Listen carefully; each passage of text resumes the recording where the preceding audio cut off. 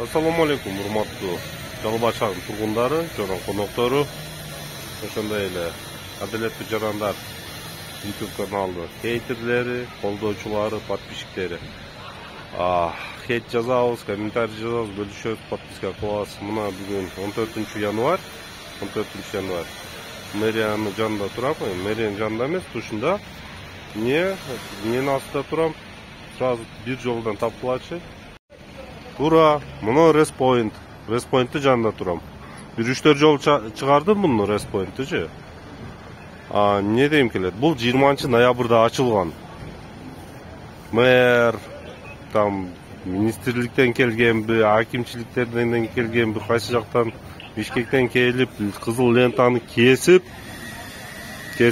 ачканда эл колдонсун, туристтер колдонсун, круглосуточный иштейт.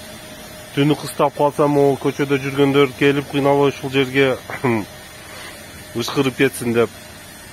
Бирок мына бүгүнкү күнү уже 14 январь.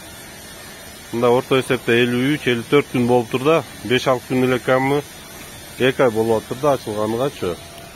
Бирок мен ошондон бери 20 ноябрдан бери бир 10-15 жолу түштүм, шаарга ар дайым жандан өтөм. Жабылып турат да. Не үчүн салган буну?